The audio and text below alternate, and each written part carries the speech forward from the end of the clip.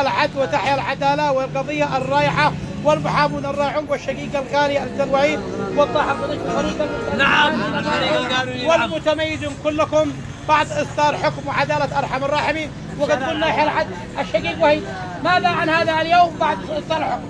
اليوم يوم فرح، يوم سعيد. أنا يعني بكل سرور وبكل فرحة بتحقيق العدالة من هؤلاء القتلة المجرمين، والذي نشكر القضاء، نشكر القاضي، أشكر فريق المحامين بقيادة الأستاذ، أشكر على كل الجهود اللي قاموا به.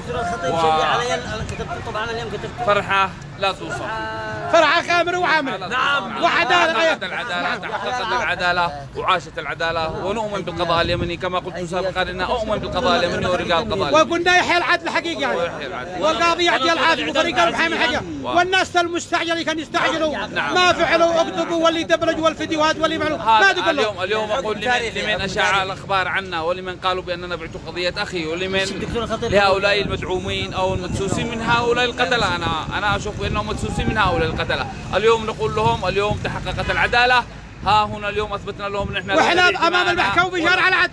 نعم، لن نبيع دماءنا ولن نبيع دماء أخونا ولن نتنازل عن دم أخانا مهما كان الثمن ومهما كلفنا الثمن. واليوم ها هو أول الحكم، والشعب اليمني كامل أولياء دم لعبد الله الأغبري. عبد الله الأغبري ليس نحن أولياء دمه، سلام الله عليه، ابن اليمن كله. نعم، ابن اليمن كامل، وابن السفراء والدير المهاجر كامل. ونقول لهم الله المستعان لمن أساءوا لنا، الله المستعان. اليوم تحقق ها هو حكم أرحم الراحمين الآن صدر. نعم أخي العزيز، يعطيك العافية. نعم يا عمي. المحامي الرايح وضح ويستقبل المكالمات والابتسامة على وجهك بعد إصدار حكم العدالة. يحيى العدل، ماذا عن هذا اليوم وماذا عن مجريات الحكم؟ القضاء كان محل ثقة ونزاهة، وكان اليوم الحكم تحقق فيه جليا المظلومية للمجني عليه الشهيد المغدور به عبد الله قائد الأغبري.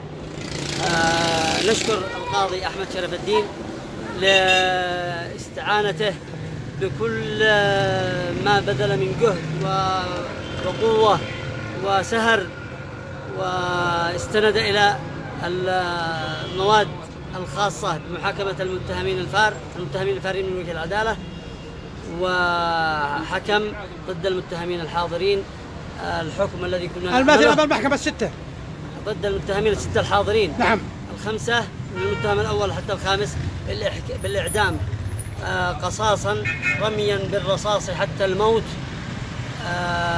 طبعا في ساحة عامة. وكذلك الحكم على المتهم السادس عبد الله القدسي بسنتين، بحبسه سنتين تبدأ من تاريخ القبض عليه، وتأجيل المحاكمة للمتهمين الفارين من وجه العدالة، المتهم السابع عدنان السباعي والمتهم الثامن صدام السباعي، حتى اكتمال الإجراءات وإتمام الإعلان الذي قد نشرت عنه النيابة العامة في جلسة 15 في يوم 5 أكتوبر. وبالتالي سيتم بإذن الله محاكمتهم خلال الأسابيع القليلة القادمة. إذا لم يحضروا فسيتم التنصيب عنهم والسير في الإجراءات حتى صدور حكم عادل بشأنهم وبحقهم. شكرا جزيلا. ماذا عن مجريات الحكم كما قال زميلك العزيز؟ اليوم هو حكم تاريخي، حكم عظيم، حكم من قاض جليل، قاض كبير، قاض شجاع، وحكم بالحد انتصر للمظلوم، حكم فيه حيثيات تعكس مدى اجتهاده وبحثه وتسبيبه. حكم يعني لم يترك فقرة أو جزئية تشمل جل ملف القضية ابتداء من محاضر جمع الاستدلالات حتى حجز القضية الحكم. نشكر قضاءنا، نشكر قاضينا، أنت عظيم يا قاضينا.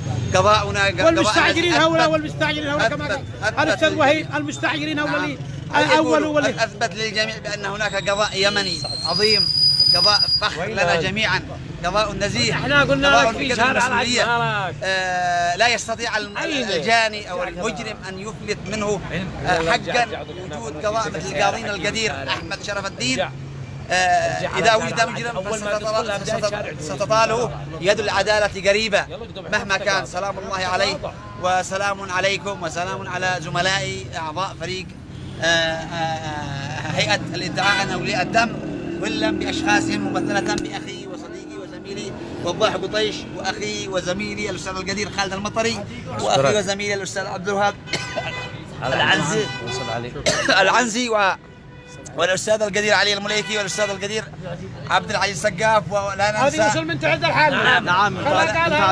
ولا ننسى استاذنا القدير الدكتور محمد الخطيب. هو حاضر يعني بقلبه.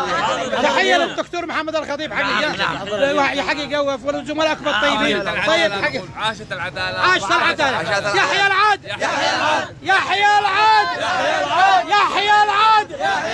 ونحن في شارع العاد بحياة سبحانه وتعالى والسلام حتى تنفيذ حكم ارحم الراحمين في رعاية الله.